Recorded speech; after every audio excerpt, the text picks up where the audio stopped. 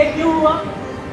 क्योंकि दिमाग का सही इस्तेमाल किया गया, हाजिर दिमागी का इस्तेमाल हुआ और उसकी वजह से बहुत सारी जानें ज़ाय होने से या बड़ा नुकसान होने से बच गए हैं। या कुछ त्योहारों के ज़माने में शादी ब्याह के वक्त बिल्डिंग के नीचे या बिल्डिंग के कॉरिडोर में या घरों के सामने जगह होती है उसमें पटाखे फोड़ने के लिए लोग जो है बड़े बड़े अच्छे बालिग नौजवान बड़े जिनकी आपको यानी मातम करना चाहिए तो अंदर की बंद जगहों पर पटाखे फोड़ते हैं।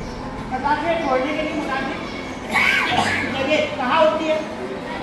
मैदान या खुली जगह। आप कैसे कितनी जानों को खतरे में डाल रहे हैं, कितनी जानों को के लिए आप मौत का या नुकसान का सबब बन रहे हैं। तो अल्लाह ताला ने ये जान जो है वो दी हमको, ये बहुत कीमती है, इसकी हिफाजत हम सबकी जिम्मेदारी है।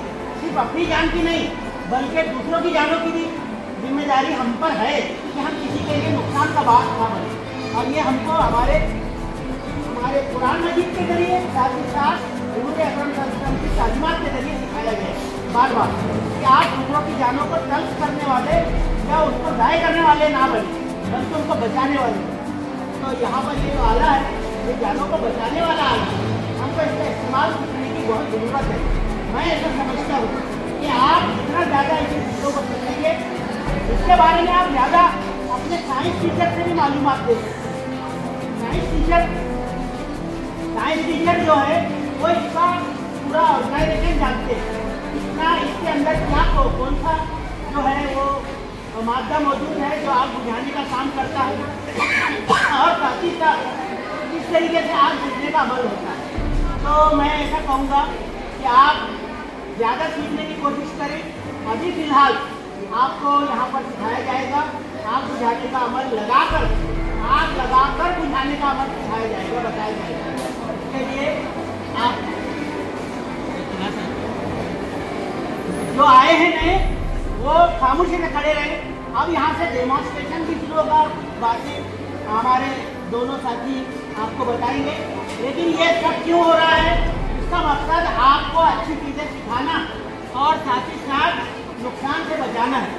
आप मोहल्ले में, अपने शहर में, अपनी गलियों में आग जिससे लग सकती है ऐसा काम ना करें।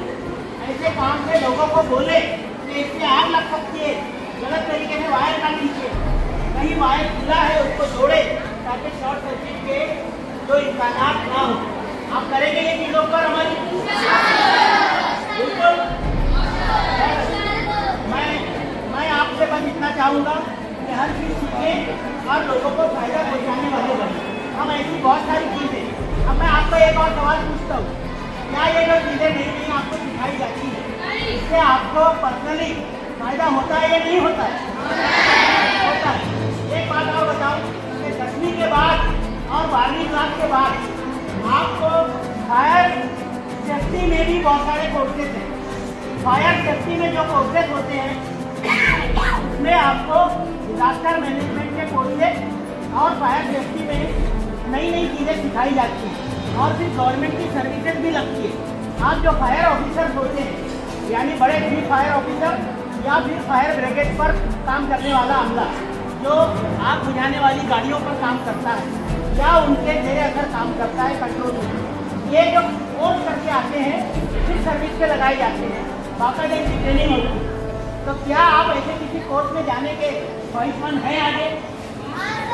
इसके लिए आपको ज़्यादा से ज़्यादा मालूमात लेते रहना चाहिए ताकि आप इन चीज़ों के बारे में ज़्यादा सीखें और मुस्तक़बिल में ऐसे कोर्सेज को अपना कर अपनी रोजी रोटी का भी जरिया बनाएं और साथ ही साथ एक सवाब भी कमाएं कि आप एक काम के जरिए अपनी रोजी रोटी कमा रहे हैं, लोगों की जाने बचा रहे हैं। अमल करें।